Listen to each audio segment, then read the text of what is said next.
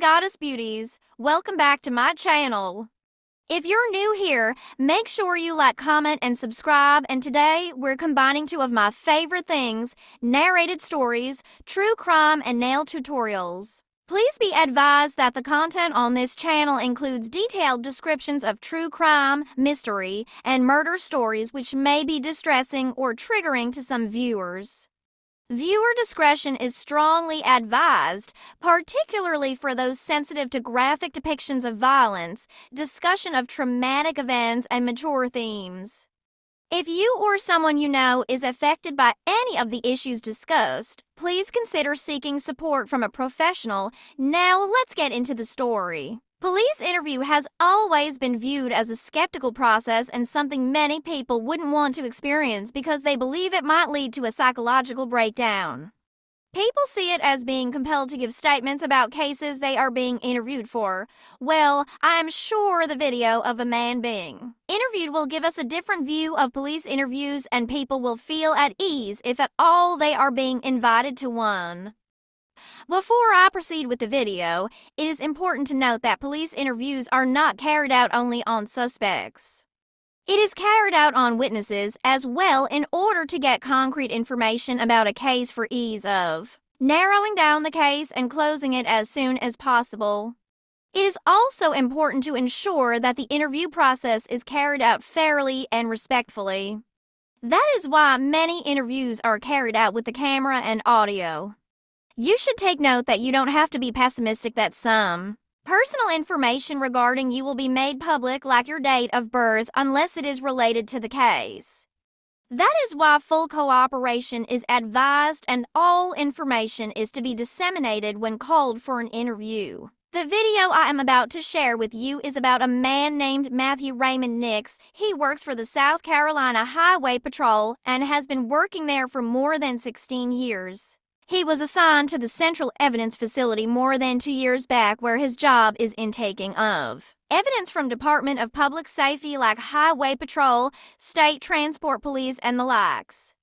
The evidence dealt with is DUI evidence, which are blood and urine samples that are kept until it is needed and probably discarded after the case in regards to it has been finalized. Weapons seized on the road are evidence included, as well as crash evidence from cars, which are either bumper, airbags, and lastly cash seizure, which is the main case of this investigation video. The money seizure event took place on July 28, 2021, and he is being called in on August 9, 2021. The video shows how he was being interviewed for about an hour by a lady from the Law Enforcement Division named Jacqueline Goss. As you can see in the video, Matt went through signing the investigation policy, which serves as a protector of being violated or compelled, and that the investigation was a voluntary cooperation. The investigator, as portrayed in the video, isn't trying to be dominating, and Matt, on the other hand, feels comfortable and willing to share his part of his story. This was basically Matt giving an intro about himself, his work, what he does, and what the company he works in does, and a little about the process they go through. This part shows they are relating well with each other, and it doesn't seem like an interview, but to friends hanging out and discussing over dinner. According to Matt, he has been contacted earlier about the investigation, as it was a voluntary one that wasn't mandatory but was compulsory in regard to the money seizure case. He started giving details on how the money seizure started and how it plays out.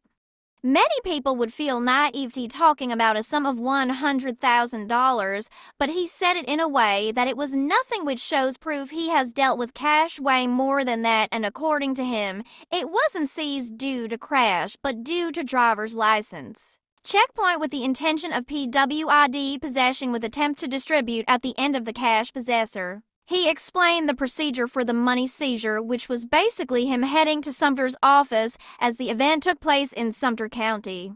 He stated that D was going to adopt the case, but didn't show up eventually, and he had to be in charge of the case until the D comes the next day to take over the case. That shows there is a higher authority in charge of money seizure, and they are just like a supplementary. He claimed they were going through the cash seizure process, which was separating all the cash, counting it all, and confirming the exact amount it was. The counting took a while due to the fact that the $20 bill was very much, and they spent more than 2 hours counting the money and eventually got into agreement. During this process, one of the guys was making the statement, which was basically a report of the event. This shows that the relationship maintained in the first place is still in place and didn't diminish during the investigations. This last part was when they eventually agreed on the total sum after both counting it, and it was stacked in 3 bags for the $20 bills and the second bag for the rest of the bills. Thanks for sticking around for this nail tutorial while we dived into some intriguing stories. If you enjoyed this blend of beauty and narrated stories, don't forget to like, subscribe, and hit the bell icon so you never miss out on our unique content. Share your nail art results and favorite moments from today's story in the comments below. Until next time, stay creative and stay curious.